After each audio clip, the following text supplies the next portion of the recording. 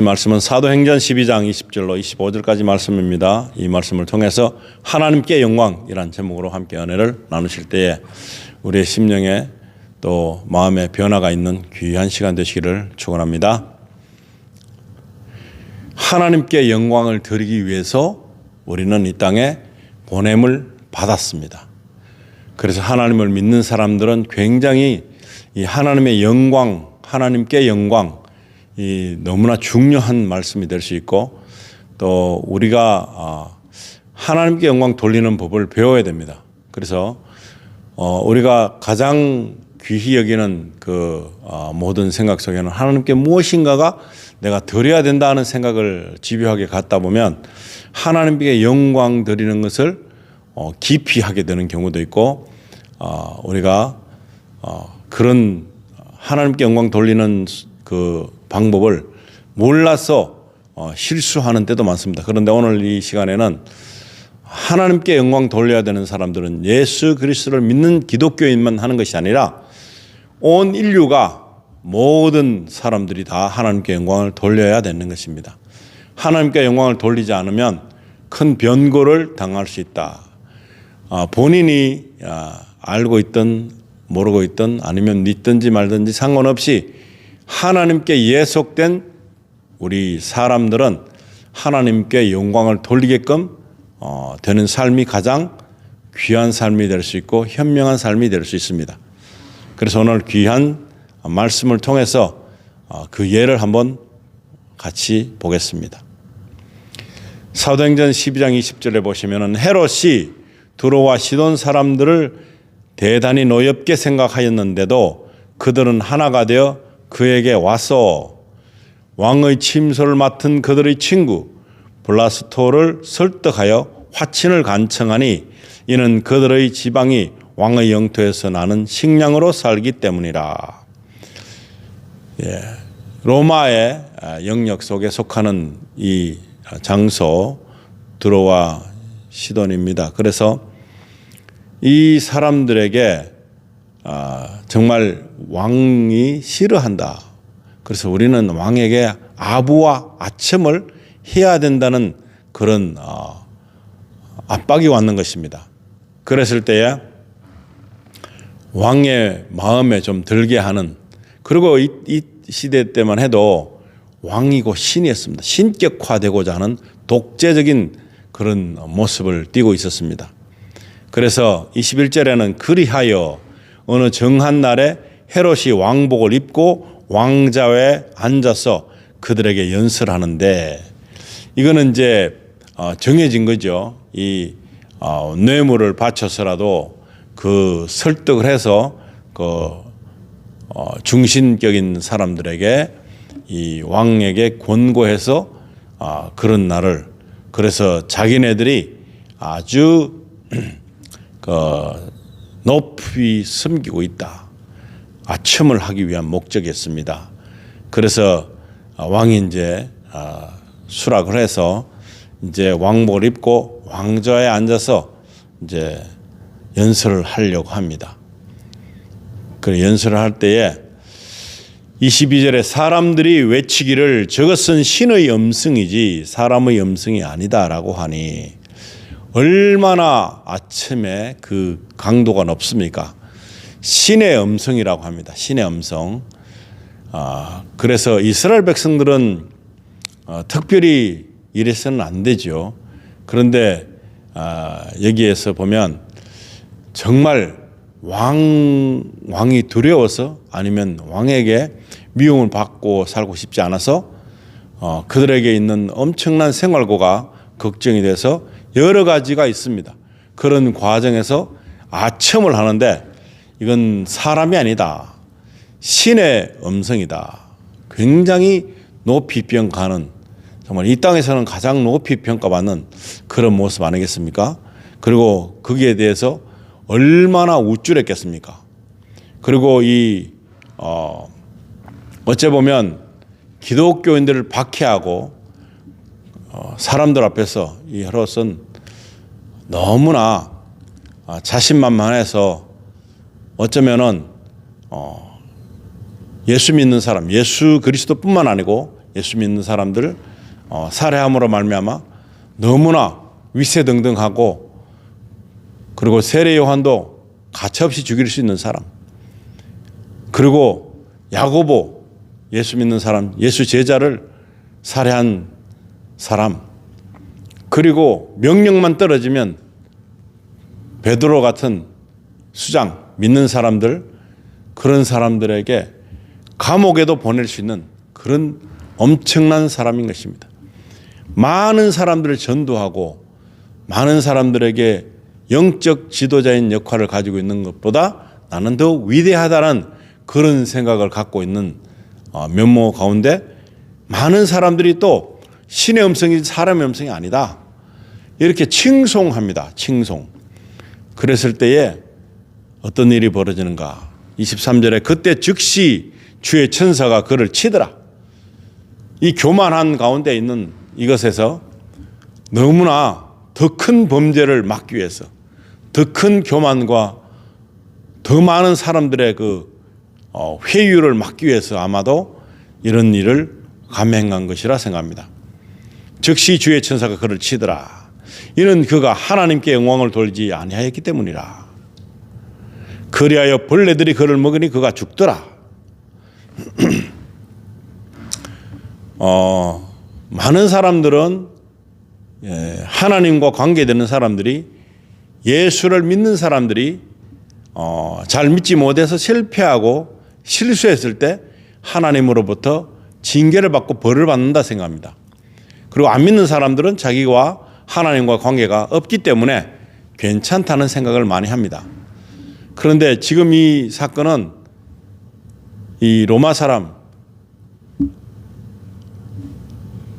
헤롯 왕은 안 믿는 사람이자 믿는 사람까지도 박해하는 이 사람이 하나님과도 관계가 없을 텐데, 왕인데, 신격화된 왕인데도 불구하고 비참하게 하나님의 천사를 통해서 치게 되니까, 침을 받게 되니까 벌레가 물어서 이자에게 바이러스가 퍼져서 죽게 됐든지 위독하게 된 것입니다. 죽게 된 것입니다. 죽어버린 것입니다.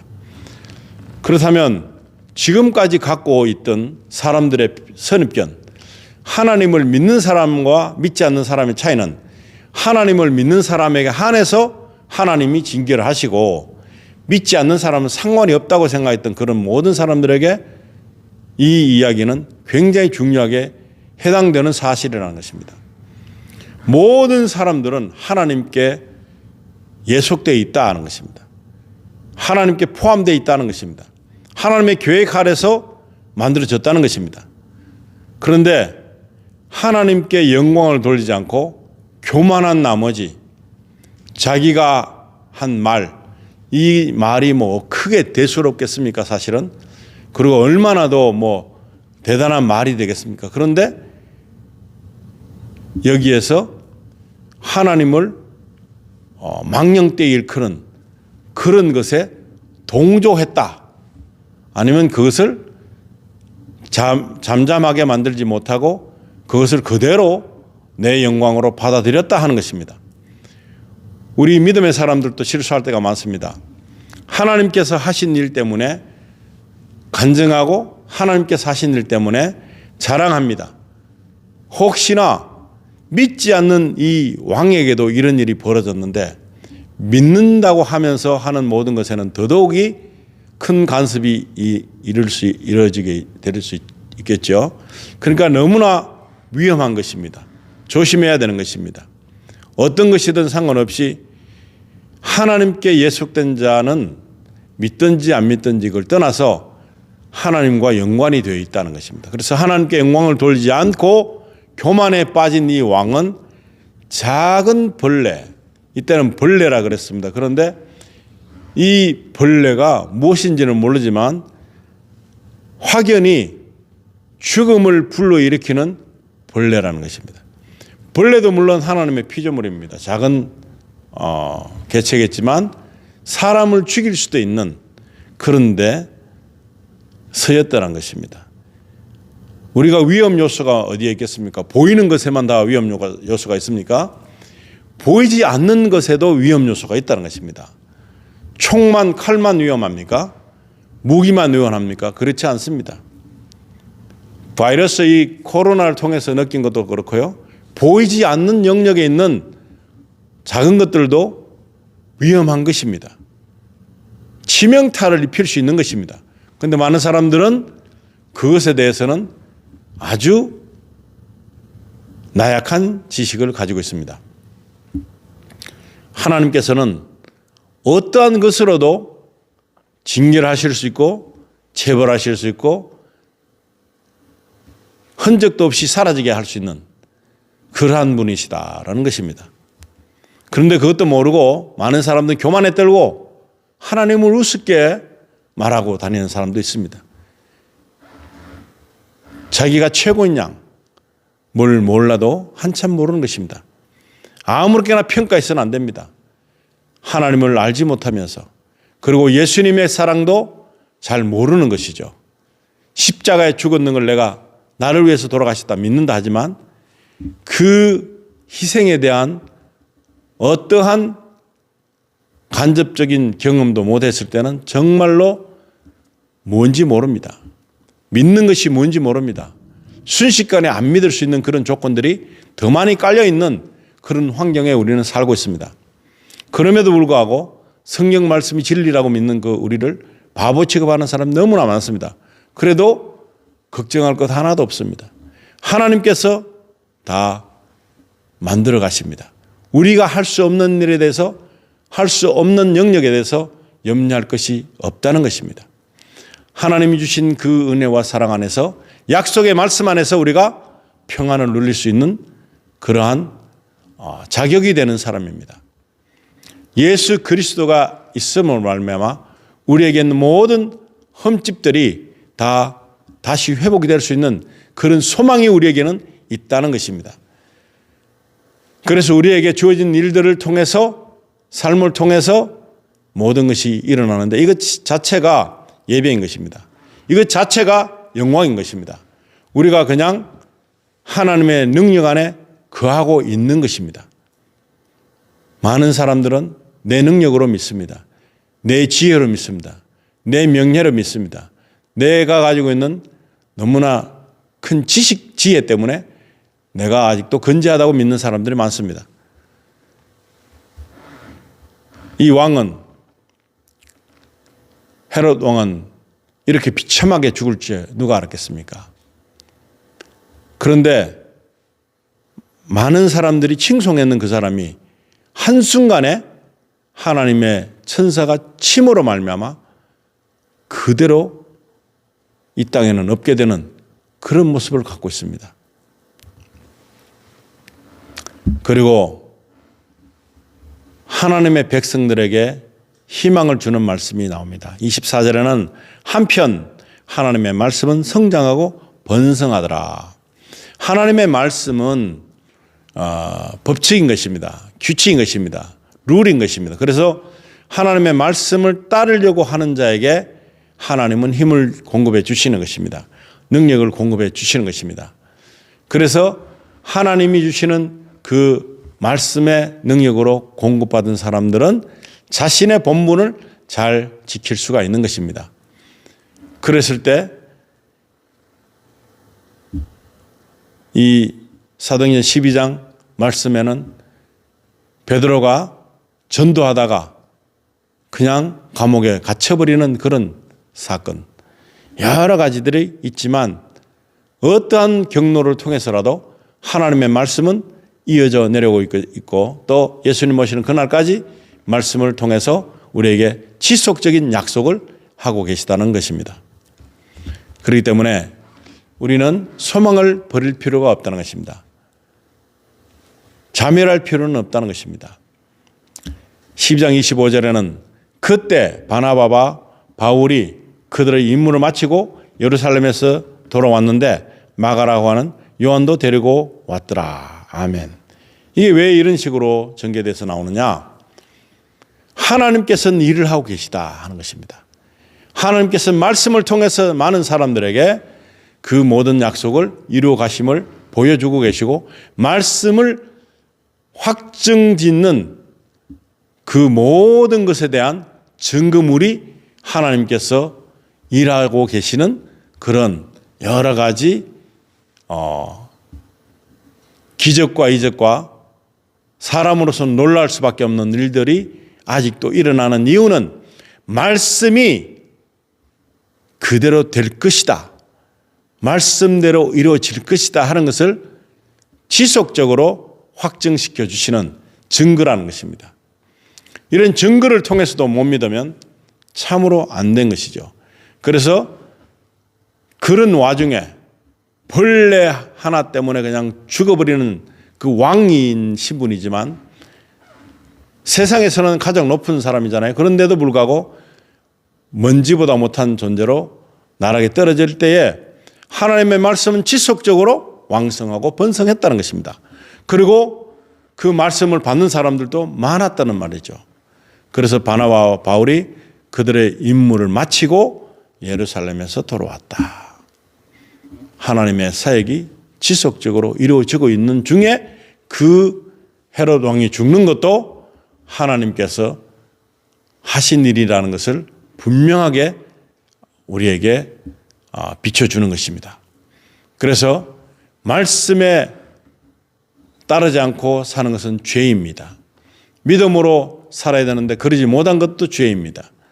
그리고 하나님에게 나는 하나님하고 가까워 하나님에게 토로하는 데 있어서 너무나 교만한 자리에 서서 하나님에게 명령하고 그리고 하나님을 우습게 보는 그런 발언을 했을 때는 어떠한 일이 벌어지는지 너무나 잘 알게끔 하는 말씀이었습니다.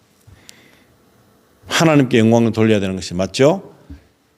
헤롯도 하나님께 영광을 돌려야 됩니다. 그런데 자신이 가지고 있는 그 자리 때문에 이 자는 지옥에서 영원토록 불타는 가운데 거하게 될 것입니다.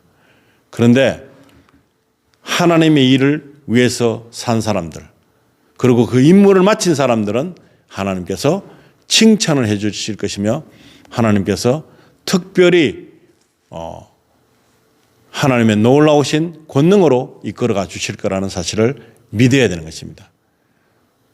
우리에게 하나님의 말씀이 내 마음에 거하고 운동력을 일으켜서 나에게 모든 결정할 것을 하나님의 말씀으로 이끌림을 받을 때는 우리에게 너무나 큰 영광이 임한 것입니다. 우리가 그 사실에 대해서 고백하는 것이 하나님께 드리는 영광으로 되는 것입니다. 그런 놀라우신 하나님의 계획을 이 말씀을 통해서 우리는 배웠습니다. 이랬을 때 우리는 이제부터는 하나님 계시는 것에 대해서 좀 더 신중히 말씀을 바라봐야 될 것이며 신중히 행동해야 될 것이며 함부로 하는 것에서 좀 더 말씀 가운데로 이끌림을 받는 그러한 선택을 해야 되겠구나 하는 결단을 해야 됩니다. 그러지 않으면 안 믿는 사람, 믿는 사람 상관없이 예속된 하나님께서 이끄시고자 하시는 그런 모든 임무를 준 사람들에게 책임을 물을 것입니다. 그래서 우리는 하나님을 잘 믿는 사람, 예수 그리스도를 잘 믿는 사람, 말씀 가운데 사는 사람, 그래서 말씀이 우리 안에서 이루어지고 이 땅에도 이 말씀이 흥황되고 번성하게 널리 퍼져서 잃어버린 영혼을 찾는 데 귀한 도구가 되는 그런 일들이 매일같이 일어나는 그런 축복이 우리에게는 큰 기쁨이 될 줄로 믿습니다. 같이 기도하시겠습니다. 하나님 아버지, 저희들 하나님을 두려워하는 마음이 차츰차츰 사라지게 되는 것이고 우리가 어린아이처럼 순수한 마음이 아니고 세상에 때로 얼룩져 있을 때는 말씀이 내 경험과 맞는지 안 맞는지 그것을 먼저 우리가 자로재는 그런 믿음 없는 행동을 많이 합니다. 이 시간에 아버지 하나님, 이 말씀을 통해서 하나님 앞에서 존대함을 받으려면 하나님께 영광을 돌리는 자가 또 하나님께서 주신 임무를 잘 완수하는 자가 되어야 된다고 믿습니다. 저희들에게 이런 귀한 일들을 맡겨주셔서 저희가 할 수 있게 됨을 감사드립니다. 그리고 예배 속에서, 삶 속에서 있는 생활 가운데 있는 예배가 우리가 가지고 있는 가장 큰 무기가 되게 하시고, 하나님 우리가 신뢰하는 그 마음속에 악한 마귀들이 씨를 뿌리고 악한 마귀들이 우리에게 거침없이 거짓으로 미혹할 때 우리는 이길 수 있는 힘이 말씀밖에는 없습니다. 저희들이 말씀 가운데서 하나님 끝까지 소망을 붙들고 저희가 이 땅에 사는 동안, 순례자의 길을 가는 동안 남들이 다 가는 넓은 문으로 가지 말고 좁고 협착한 문으로 들어가서 그 길을 감에 있어서 조금도 후회함이 없는 그러한 믿음 되게 하여 주시며, 세상에 발을 담그고 있지만 아버지 하나님, 저희가 세상에 현혹되지 않고 세상에 이끌림을 받지 않고 하나님 나라를 바라볼 수 있는 땅의 것을 구하는 것이 아니라 하늘 것을 구하는 귀한 믿음이 될 수 있도록 축복하여 주시기를 간절히 바라며 우리 주 예수님의 거룩하신 이름으로 기도드리옵나이다. 아멘.